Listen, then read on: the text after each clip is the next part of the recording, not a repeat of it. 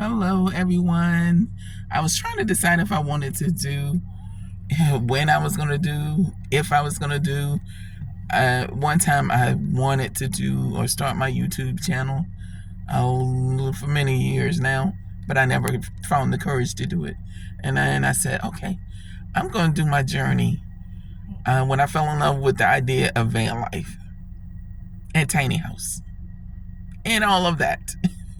The freedom and just watching the videos. And I said, one thing I'm going to do, start YouTube when I started.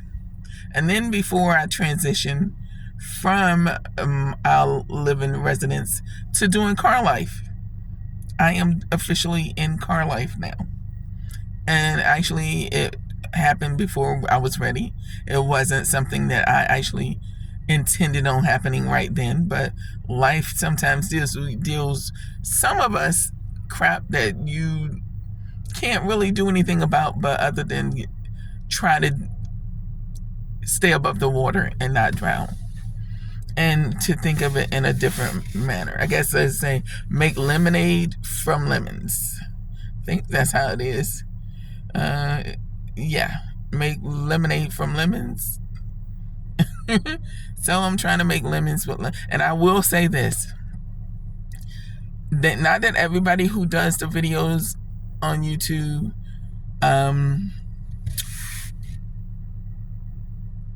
are not being honest, but I think they are, and there sometimes is great.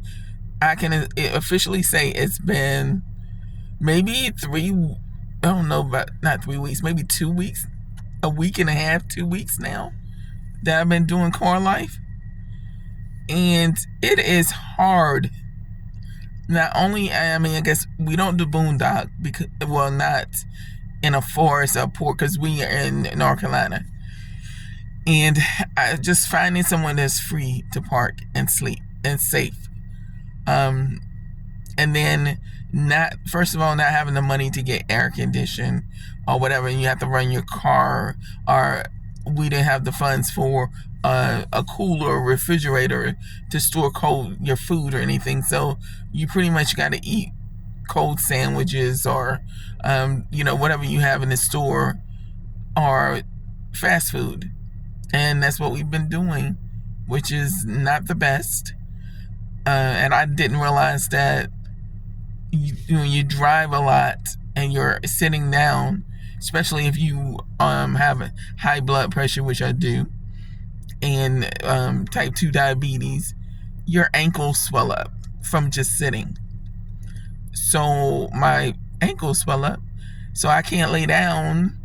The first every now and then, week or so, in the every other week or something, I think maybe 2 or 3 times, I rented a room, got a hotel room for a couple of days, but that quickly ended because the funds went faster that way. And so no more laying down. It's just like, this is just not.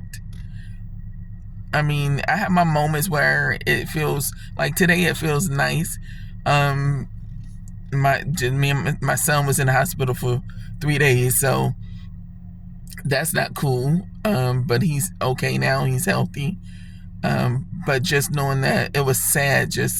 I felt some kind of melancholy, like you're so used to having a brick and mortar and that thought in your mind that you needed to have a place. It's only natural for you to have a home to go back to.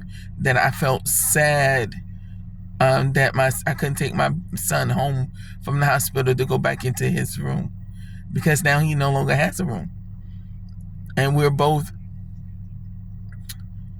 trying to survive because we're houseless and can't afford to move into a home anymore.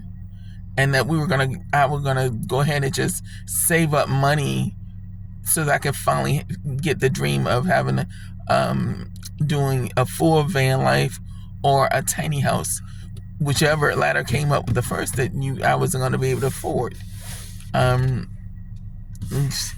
That's not happening soon. And I'm like, okay, this is gonna take longer, and just getting used to every night riding around or trying to occupy yourself. Like, we came after leaving the hospital, Went and got something to eat, used the bathroom at Walmart, sat in the parking lot eating our lunch, and it's like, okay, what now? Then drove to another spot, sat in the parking lot and watched videos and movies on our phones. And like I said, I feel sad, I feel happy at times. This is just being real. I feel sad. I feel like I'm let down mom. My son says it's okay, that he's okay. He's happy as long as we're together. And I feel like my intent, not that I had a choice though, honestly, I couldn't afford to pay the rent no more. And I couldn't get help because I couldn't get help. There was no help to give me. They would not give me rental help.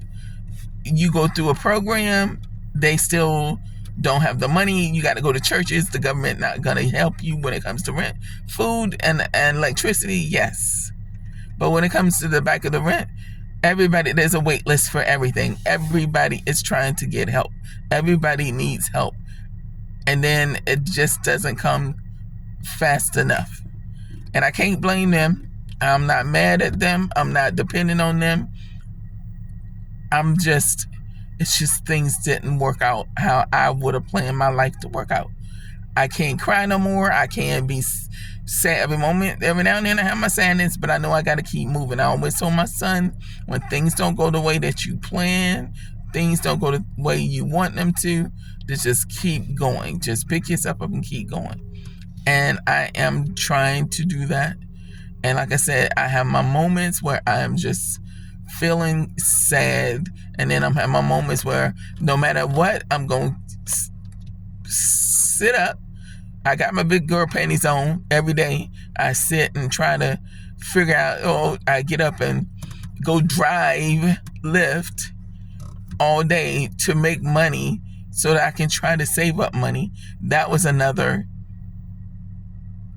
situation that I don't know if it's beneficial or not, but it's what I have to work with right now, and I'm using it to try to help us get to a different level. I mean, yes, it's early stages. Maybe because I'm so subconsciously programmed that I'm supposed to have a home.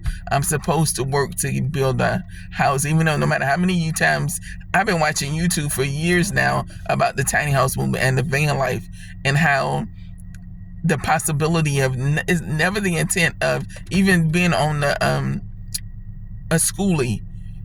It's never a ultimate to be a lifelong goal for me to live on that. If that's the way you want to live on a bus, or there's nothing wrong with it. I think it's gorgeous. I think the inside look like home. But my intent for me was to save up money so that I can have a piece of land and put a tiny house on it for me and my son. That's my goal. It'll still be stable, but it'll be paid for. No one can knock on my door and come take my property from me, take my house from me, or tell me I got to get out of my property because I got laid off, or they cut my wages because there wasn't enough hours this week, or vice versa, that nobody's saying that if you don't give me my money, you got to leave. That is not cool. And with anything, when it comes to, and I mean, I know that's part of life. You got to work, but everybody lives paycheck to paycheck. But one person getting sick, all it takes is one person in the family getting sick. Your credit cards are already at the max. You can't put nothing else on a credit card. You have mortgages behind. Your rent get behind. What are you going to do? There's no more family. You don't have any. In my case, I have no family that I can ask for help. No friends, because I never allowed myself to create friendships, which is any lasting friendships. And the friendships that I had, they burnt their bridges, or I don't even want to say I burnt my bridges, because letting go of them, or them letting go of me, was the best thing in my life. I've emotionally feel that way, because it was, when I think back of those relationships and friendship, they were always emotionally draining to me. And sometimes people once I realized that some people like to have people in their lives that are not doing as well as they are, so that they can always feel like they are above, or they are better. They are doing better than another person. And that's why the only reason they really have you in their life and keep you in your life. But it take a long time. Anyway, I digress on that part, because it's not about that. This is about me living in car life. And this shit is hard. And I'm sorry. It is hard. Hard, not as in it's easy to do. It's just that the driving around, worrying about who's gonna watch you, or if the police gonna come say you can't sleep here, and making sure, because you can't. Now I notice even in this area, in the Raleigh area, you cannot sleep at every Walmart. Lowe's you cannot sleep at least the ones this one I've been to. There's only one Walmart that I know that I can sleep at. We can sleep at that is safe. It's kind of dark there, but we've slept there a couple nights and it's cool. And I think I've seen, and I found it because it was on Reddit or something, and it is the one on near Harrison. That was a good spot. But of course, I learned from watching YouTube. Of course, you don't want to go to those certain locations every night. That takes away from, people being able to sleep there. So you have to move around. So I tried to move around. We haven't left this area yet, but we will eventually go to a different area. I found that depending on where you are, some Harris Teeter locations are okay to sleep in. But it's still it's exhausting. And now I find myself sometimes the mental and concern, and it's like this. I knew it's gonna be taking time and hard to get used to. But mentally, it is really taking time, a long time for me to get used to this. And sometimes I want to say, okay, I don't know how, but maybe I need to figure out, I don't even know, do I move to a different state where I can get assistance quicker, and so that I can move into a place so I can get another regular job and continue to just pay somebody else's mortgage for the rest of my life and be okay with that normal. Just be okay with, because my son will have a place then. And he won't feel, and I won't feel guilty for having him out in a car. Because I didn't realize, I thought it was going to be an adventure, and not only that adventure thing, that it was going to allow, the main goal was my money. Because I was just thinking about the short time that I've been to this state, the whole time I was working my ass off, I had already spent $11,000 paying rent in a 1-bedroom apartment that I gave my son and I slept in the living room. $11,000, and that's not even a full year. It had gotten to that point, and I only had a couple more for the end of the year, and hours got cut at work, and then for me, just emotionally, I'm not even gonna go into details about everything. I just felt like enough. This is enough. Just enough.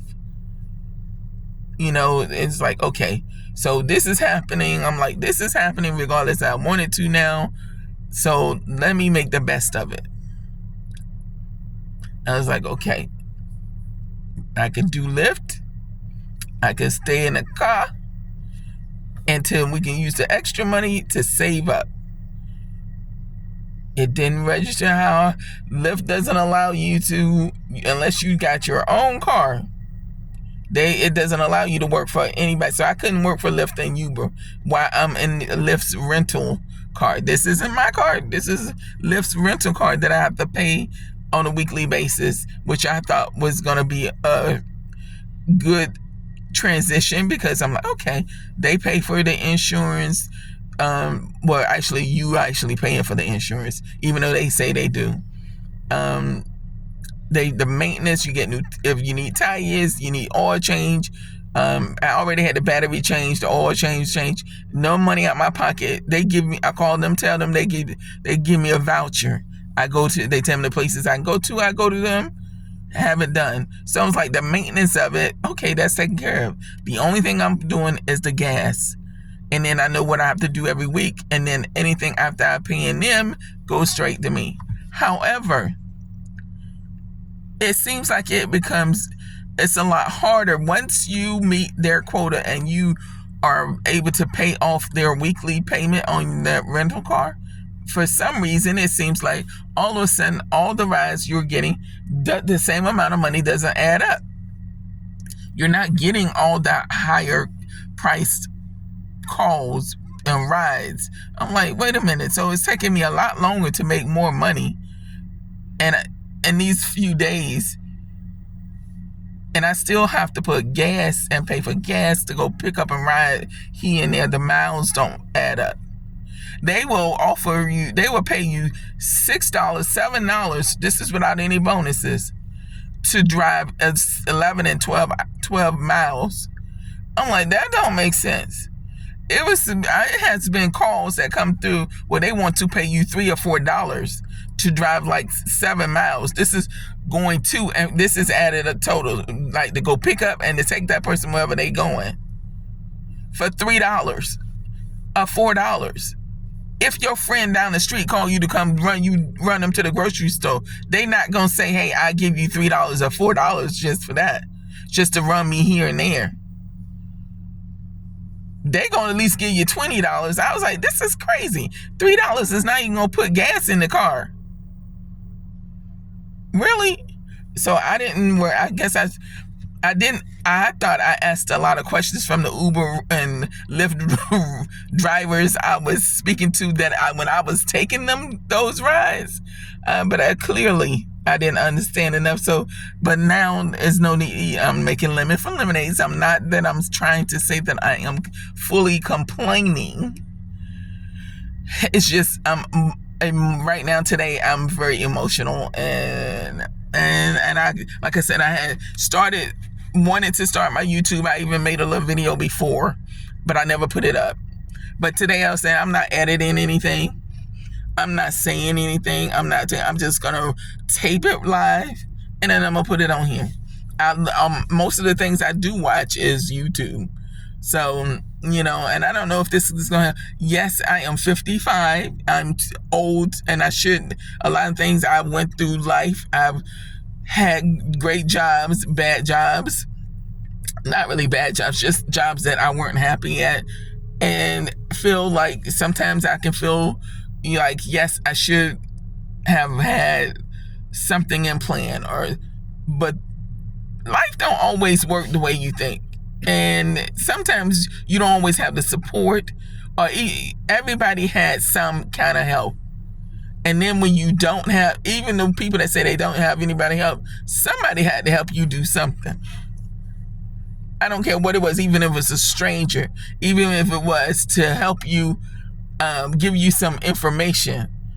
If they opened the door and gave you your first chance, they helped you. We all need that support and friendship and stuff like that. I didn't cherish friendship enough, and that's why I was always to myself unless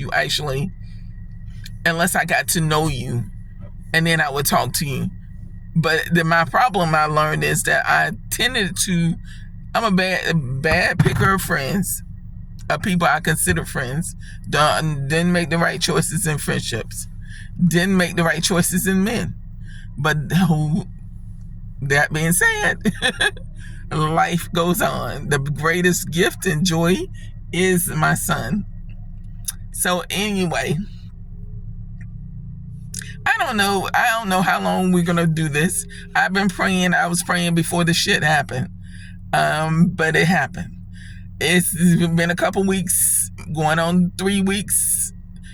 And I'm still going to try to hang it out. I know it's early and things get, like I said, we look at the sky and it's beautiful. We able to catch the sunrise. My son taking pictures of the sunrise and set. A beautiful day today. However, I don't know.